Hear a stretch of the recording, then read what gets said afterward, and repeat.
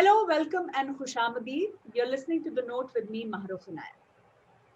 Juxtaposing the socio-political environment in this country through the 80s, 90s, and the early 2000s. With the rise of the troika of Khans, Shah Rukh Khan, Amir Khan, and Salman Khan, is this wonderful, wonderful book by the wonderful Kaveree Bamzai. It's called The Three Khans and the Emergence of New India. An intriguing read, Kaveri, and thank you so much for being on the note. Thank you so much, Mahrukh. It's always a pleasure. We've talked to each other on the note before, and it Yes. was delightful. So here goes me plugging my book. Thank you. But I must say, you are a brave one to write about these three men who are so touchy. Oh yes, I think this will be the last have ever spoken to me. So when I do a sequel, I guess it'll have to be entirely based on their words in the public domain. I don't know whether I'll ever be invited to their home. I think you would be. I think if in due course of time they get good perspective, which I think people normally at their level don't. If they do, you never know. Yeah. Anyway, that was not the point. The point was really to try to sum up my learning from 20 years of reporting on them, and of course the 10 years before that where I watched them as a Hmm. fan and as a viewer. And Right. the whole idea was really to chronicle their rise, because I do feel that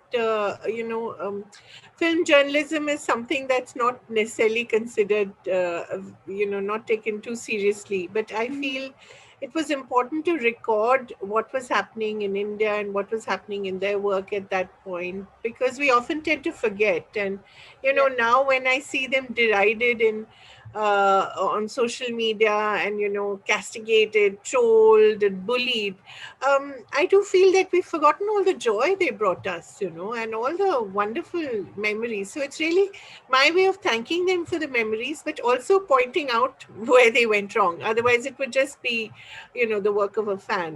Hmm. I wanted it to be a little more than that. Which is why I think the three Khans should actually read it. But let me much needed perspective in this book. My Let me start at the outset.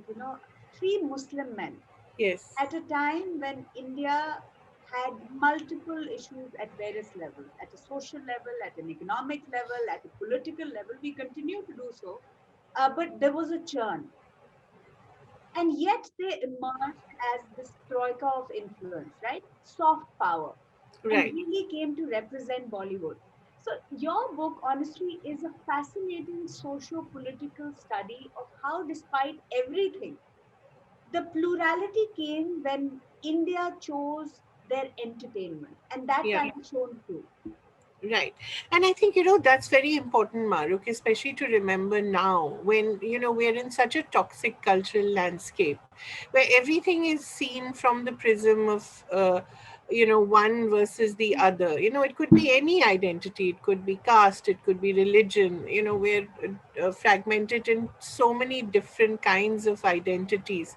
Whereas, when in the 90s, it seemed that we were rising above it. We were, economic development, liberalization was sort of eroding these regional identities. But what I've tried to show is that while we were enjoying the fruits of consumerism, there were these divisive forces that were also rising, which in a way, the seeds of it were laid during the Rajiv Gandhi era, during the end of the Rajiv Gandhi era, the opening of the locks on Babri Masjid, then the response to it was the Mandir mobilization. The response to the Mandir mobilization was the Mandal mobilization by VP Singh. All these things happened one after the other. The world itself was changing. Berlin Wall was falling. The whole idea of a, two twin polar world was changing. So I think it's very important for us to remember that while all this was happening, there were these three men who were amazingly born in the same year and more or less came into the public domain at the same time. Shah Rukh not in cinema but in on Right. television. And Mm. remember, that was the time when we had one of everything: one TV channel, one car, one Yeah. phone. But we had three Khans. We were very rich. So, and also, I think we've had a sort of by some kind of divine chance, we've had this tradition of having a troika in our cultural landscape. You know, there was Interesting. Mm. Raj, Dilip. You know, they represented very different kinds of entertainment. Mm. Then, you know, there was a time during the 80s, after immediately after that, one man sort of strode the cultural landscape and did everything: comedy, tragedy, Amitabh Bachchan, of course. Right. But we did have a period where Anil Kapoor, Jackie Shroff, and Sanjay Dutt emerged, and that was the 80s, 1980. So we had about a decade and a decade of their emergence. So I think we've always had this tendency to do things in threes. I don't know why, but I think for us, I wanted to chronicle that time to show how these three men, in very different ways, helped us negotiate those enormous changes that were happening. Mm. Because 90s were, as you said, a time of so much churn, you know. Yeah. Yeah. So much was changing about us that I think we needed someone to validate those things for us. Uh, People always say, oh, it's just a movie. But, you know, seeing someone on the big screen doing things that in a way validate you, give you perspective, Mm. tell you that it's all right. You know, you can Yeah. be an NRI in London, you can drink beer, but you can always also be the good Hindustani boy who will not, run away with the bride until until the father-in-law tells him, allows him to. So I Yeah. think that sense that these Khans gave us, I think was very important. It Yeah. helped us. I think it calmed the social anxiety that we were all in. We It's a very interesting point that you make because as I read your book, I understood, I got more perspective, and while they were this emergence of the Khans, while they represented the youth, a very urban Indian, a middle class Indian, their films didn't really talk about the politics of the day, at least not at the beginning. Later, we saw, in a Chak De, the othering of the Muslim and so on and so forth, and Lagan perhaps showing, but that was a different yeah. time period, right? Do you think that was by design that they didn't want to talk about the politics, or was it that here was this young man who didn't connect really with the politics of the day, or you three know young men rather? Right. I think, Mahrukh, at that point, they were also very young. They were also making choices that weren't necessarily entirely their own choices. DDLJ was always a role that, Aditya Chopra had to really sell it to Shah Rukh that this is something that you really need to do if you want to become a superstar. But I think as they grew in their profession and as their own beliefs, after all, they were very young when they came in, 21, 22. Shah Rukh was 26 when he started movies. Uh, they were young men, and I don't think their politics was quite settled in their minds, and I don't think their identity as a Muslim, of course, they were aware of it, and two of them married Hindu women, so, that they were aware of the tensions that that sort of interfaith union could arouse, and they experienced it. Both Hmm. of their marriages, one was literally a runaway marriage, Yeah. Amir, and with Shah Rukh, he had to seek the help of a lot of friends to do that, to actually and convince Gauri's family that he was okay, So Yeah. I think they were aware of their identities, but I don't think it was front and center. But as they grew in their profession, I think they understood what India meant. They understood the politics of it, which is why in Lagan you see a very conscious attempt to create a cricket team which is, mm, represents a complete diversity in the inclusiveness of India. mm, And then of course in Chakte, I think it was a very, very brave film. I don't know whether it would get made now, to have a hockey captain being accused of giving away a final to Pakistan because of his faith. right. And when you have that comment where this friend of his says ki sabko ek galti maaf, and he says sabko, Mm, which is such an important word, that yeah, if you're a Muslim in the public domain, you have to be careful. You only get that one chance. yes, So I think as they grew in their profession, they made choices which consciously looked at their faith and looked at um, not necessarily the entire community, but at least their place in it. And I yes, think, yeah, I mm, also remember 2002 had happened, Gujarat riots had happened, yes, mm, and Amir had spoken very openly and very frankly about how he felt, that yeah, it was an assault on humanity. He didn't just call it an assault on Muslims or any particular community. He said it was inhumane. yeah. So they were developing their own politics. Mm. Um, it's interesting you talk about their vulnerabilities because as I go through the book, there are these delicious pieces from various, interviews that they have given to a Filmfare or a Stardust, and how open they were Yeah, about their wrong film choices, right? Which is why I'm saying that these three intelligent men should read the book because it will give them the perspective and openness that they used to have. used to have. Uh, how much of that has changed, do you think, and how responsible are these coteries around them and film PRs and so on? I think it's also not just that, but it's also the sense that they always have now of looking over their shoulders at what the other is doing. And I think the emergence of this 100 crore club, then the 200 crore club, and the 300 crore club, I think it was a very corrosive thing. And it certainly corroded the choices they made, especially for Shah Rukh, I would say, Yes, because he was always someone who was a bit of a laggard when it came to these 100 crore clubs. yeah, Salman would have a huge hit, and Amir would have a hit that would redefine what a hit was. mm, And Shah Rukh would always be sort of trying to catch up.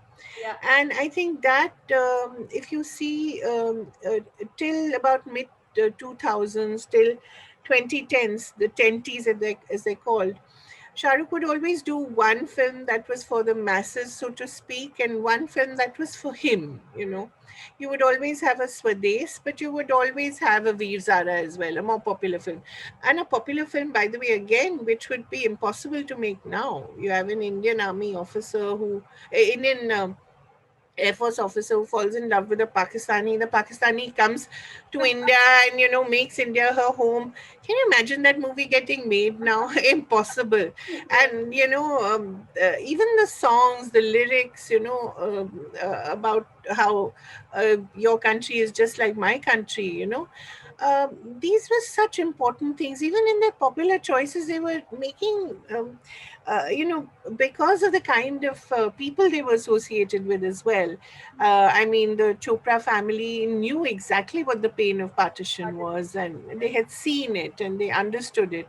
So I think one, of course, was the sense that they were always looking over their shoulder at what the other was doing.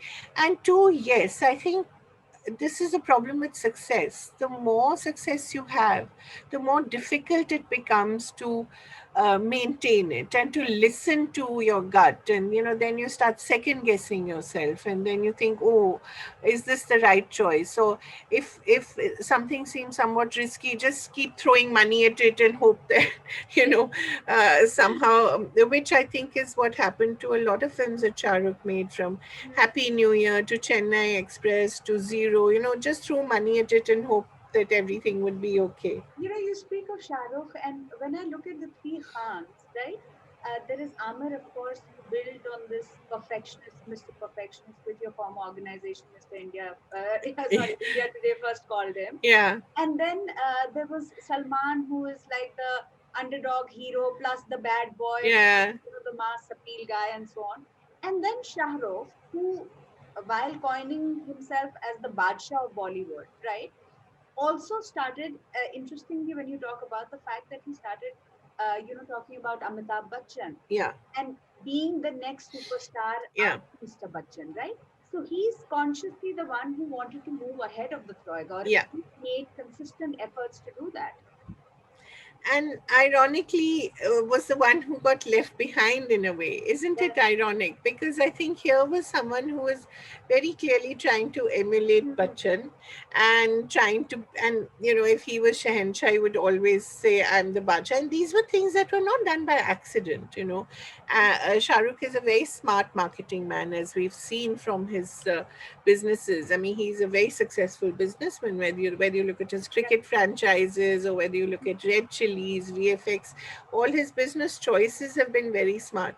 His creative choices, unfortunately, have not been so smart. Even the creative choices that Red Chilies has made in making entertainment for streaming platforms, they're so poor when you compare it to, say, a Tiger Baby Films or an Excel Entertainment. Yes. So there is that sense that here is a Khan who wanted so desperately to be ahead of the curve and wanted to be the next Bachchan, and there was always that tension between Bachchan and him, some acknowledged, some not acknowledged. Um, and yet because I think of that ex- excessive consciousness of his place in history, and I think that comes from being an outsider. I think Mhm. it is, whatever you say, there is the anxiety of the outsider, who is very clear that he wants a place in history, he wants a big house, the biggest house possible, okay?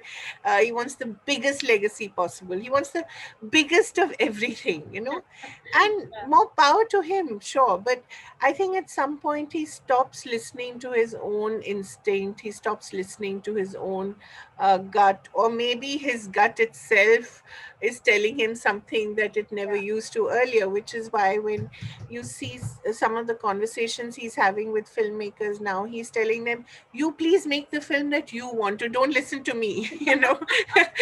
so Perhaps so, after zero. so there is that sense as well that even when he associates with cutting edge filmmakers, somehow the product or the film doesn't end up the way it ought to. So I Yes. think that's a very interesting thing that I've tried to look at, and I don't know how I've No, whether I've, beautifully, hmm, beautifully, and I'm going to keep plugging this film, this book, because I love it. I want to come back to their Muslim identity, hmm, right? Two of them are married, were married. At least yeah. Amir at one point was married to Rima. Of course, Shah Rukh was married to Gauri. How have they looked at their Muslim identity, you feel, over these years? Yes, they have started taking on Muslim roles, but at the same time, they haven't been vociferous on Muslim issues. That yes, I'm a Khan, but I don't wear it on my sleeve, right? So, how do you see that journey? Well, I think they're very conscious of their Muslim identity. There's no doubt about it. They may not speak about it so much now because the environment is such. Yeah. But for Shah Rukh, I think he looks at his Muslim identity also in a global sense. Mm. Because when you look at his popularity internationally, when you go to places like Dubai and Malaysia and Indonesia, you truly recognize how. And of course, he jokes about it. He says, there's a one bad Muslim, Osama bin Laden, and there's one good Muslim, that's Shah Rukh Khan. But that is an exaggeration, like everything that he says. Yes. But he is conscious of the fact that he's a Pathan, and that's an identity that is actually cross national. Um, I mean, you speak to any taxi driver in Dubai just as a social experiment, and you'll find 99% are Pathans from Pakistan, and they identify so much with Shah Rukh in particular. So he knows that that is an identity that is important, but it's not their only identity. And that is what they keep trying to say again and again. Hmm. Yes, they are Muslims, but they're Indians above Yeah. and beyond. It's ingrained in them. It's ingrained in their secular education. It's ingrained in their families. It's ingrained in the way they were brought up. They cannot possibly be anything else. They Hmm. are Indians first, and Islam happens to be their religion, and it's not. I mean, when you look at, and it's not just for public consumption. When you look at the way Salman's family celebrates all religions, his mother is a Hindu. Yes, she converted to become Salma, but Hmm. she's a Hindu, and they worship her gods as well. So it's a wonderful example of actually the secular culture of this country, but unfortunately now it's looked upon as love jihad. Yeah. Look at the kind of reception that Amir got when he announced his divorce and a very amicable separation from Kiran. Why does it even occur to anyone that it has anything to do with their faiths? But that's the So, tragedy of our times. you mentioned his separation with Kiran Rao. I want to talk about their personal lives, which you Yeah, haven't really elaborated on in the right.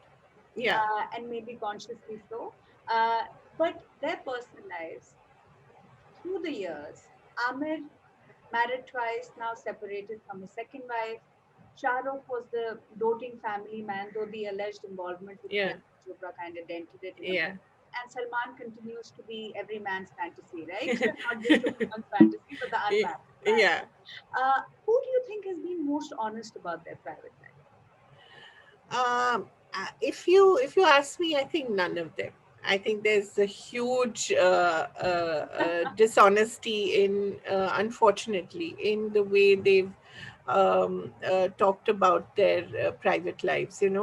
I wouldn't say it's. I mean, in Amir's case, especially, I think the involvement with Jessica Hines is something that I felt was very badly handled.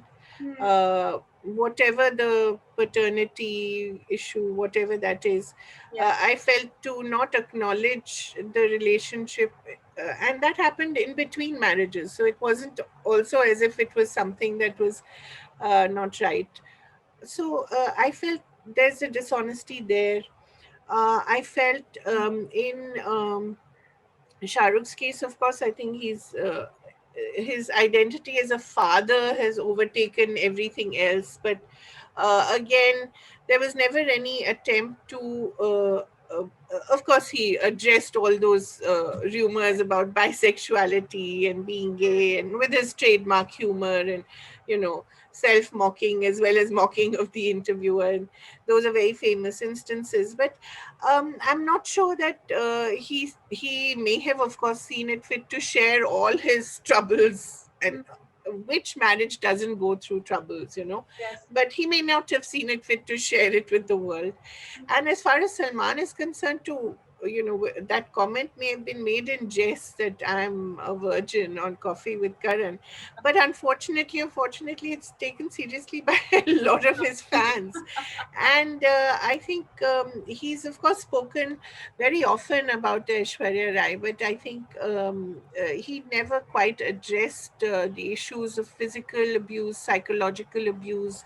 It was something that he never quite addressed full on. So I'm not sure that they've been entirely honest about their private lives. They may have felt that it was no one's business but their own. But it never does satisfy the fan, does it? Yes. Never does. Yeah, Youth icons, all three of them. yeah, Then they kind of lift the middle class in a way through their yeah. films, through their narrative, go global. Where do they stand now?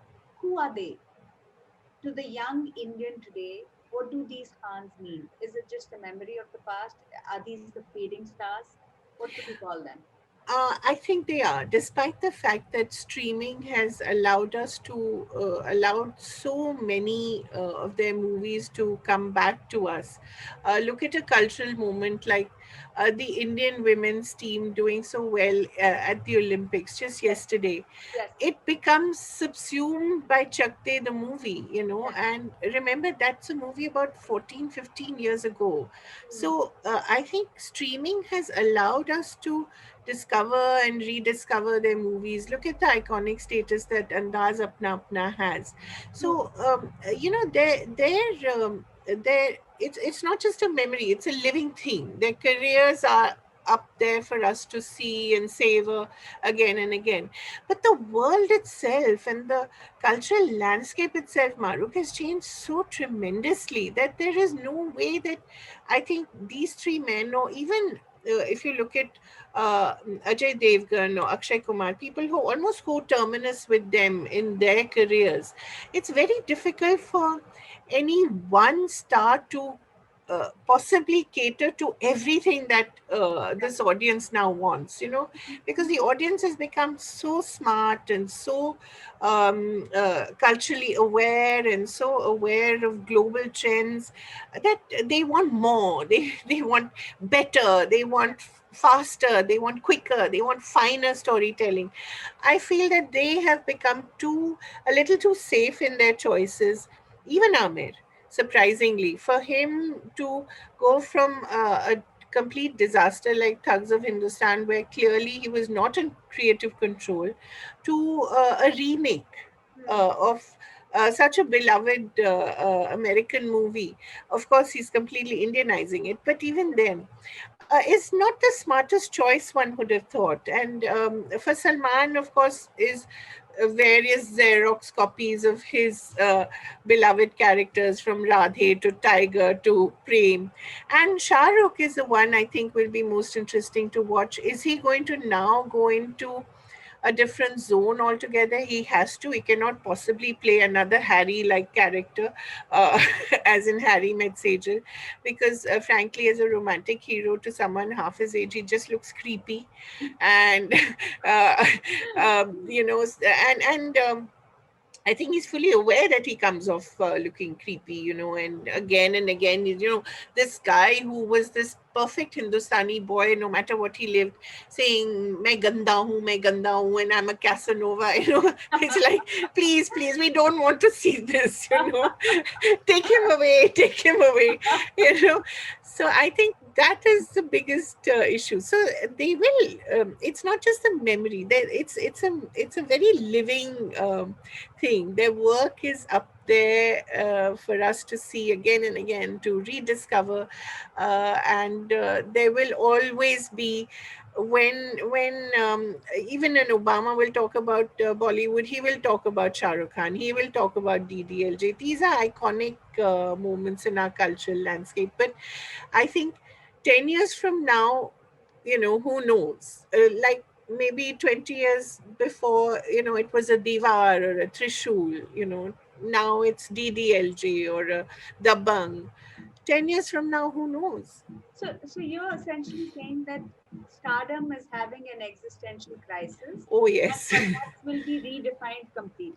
Yeah, I think so, because it's not just a question of the rise of streaming. It's also the way the pan Indian star is being defined. I mean, you have a Prabhas or an NTR Jr. or Ramcharan being so popular in places like Bihar, in Odisha. Right. Why was Bahubali such a pan Indian phenomenon? Because it did very well in single screens in Bihar and Odisha, because people had got used to watching them on their satellite television channels, and they like that idea of this raw masculinity, these stories based on villages and families, and they seem to them to be far more authentic than some of Bollywood's attempts to make the small town romance, which Yeah. became a thing after Bunty or Bubbly.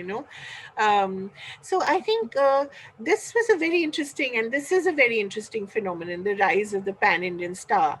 And you have the rise of the streaming stars, and then you of course have the new generation of actors, whether it's the more most socially conscious Ayushman Khurrana, or the very commercial Ranveer Singh. So you have very interesting things emerging. So for them to retain their cultural, and of course you have the rise of the ultimate superstar in our cultural and political landscape, who is our prime Prime minister. Minister, of course. Yeah, but to have a prime minister who talks from about everything, from a woman's period to your child's class 10 examinations, to the price of petrol. You have a prime minister who's actually now engaging with people directly, and people are responding to him, and he chooses radio, which is what 90 which covers 99% of India. So he does things so smartly, that he becomes an alternative cultural icon. So what do you do? How do you compete with that kind of wall to wall coverage? Anything that he does means live coverage. Right. It's impossible to compete with that. And then the whole, I think the Sushant Singh Rajput suicide also caused a lot of soul searching in the industry. It was also the pandemic, and people were sitting at home. There was this rising awareness of mental wellness, and the psychological pressures of stardom. For the first time, we heard about. I mean, much before Naomi Osaka talked about, being. Socially anxious when despite winning, when she has to face the press. I think in the industry in India, we understood the whole idea of social anxiety and depression, and our women again talked about it, from Deepika Padukone to Anushka Sharma. So I think so much has changed. The rise of women centric films as well. So it is going to be difficult for them to be culturally relevant, but they ain't going anywhere. I mean, that is for sure.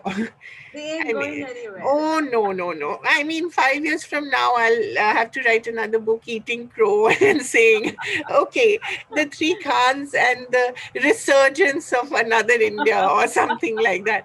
But they're there. I mean, look at anyone who begins in an analog era, for God's sake, in 1988. We are now in 2021, and we're still talking about them, and we're still celebrating them or denigrating them, whatever we're doing, but we're thinking about them. Except I think there was a brief moment. I think 2020 was something that was so unexpected for the world that I think Yes. nothing mattered. So I think they're there. It's just up to them now how they want to redefine their careers, because they have to do it. Yes. I mean, there's no way they can continue doing what they were doing. No, that's a beautiful way to end the interview. I just want to ask you one last question. Of the three Khans, who would be more palatable to reading this if you were to hypothetically go to them? Which of the three Khans would read this Oh, or appreciate it? Yeah? Shah Rukh for sure. Shah Rukh for sure. Salman's father would read it to him, if at all. And Amir, I think right now is going through too much of personal stuff, and having to sort of negotiate a very public separation in the public eye. It's a very difficult thing that he's doing, and he's Yes. trying to do this conscious uncoupling in a very mature and in a very harmonious manner, and in a way trying to set an example again, For the others. for the others, because everything he does, he really does wholeheartedly. I mean, if he makes a film, that's it. There's nothing else that matters at that point. And if he's now going to create a sort of an aura around the separation, he'll do it full heartedly, and he'll do it with a social, as he would address a social cause. Yes. That you do have blended families now. You do have families that have children from other spouses, but how do you keep it all together? I think that is also something that's very significant, and socially it is in a way a social service. So I think there's too much going on in his life. He has no time to listen to what I have to say, but I find it very interesting that that everything that he does with so much dedication. You have to admire that about him, whether it's personal or whether it's public. It's quite a remarkable thing. Wonderful. Kaveree Bamzai, thank you so much for being on the note. As usual, an absolute delight and a great book for everybody who listens to and watches this. This is one for the love of Bollywood in this country. I think this is one book that everybody should have. Thank Thank you, you so Maruk. much. Thank you very much. And I really appreciate it. And I hope it's not just because we're Kashmiris that you're being nice to me, Not but at all. It's because I love the Khans. And I think you did a fantastic job with the book. thank you. From one Kashmiri to another, lots of love. Absolutely. And Lots of thank, love. thank And you all very the best much. for the book. Thank you.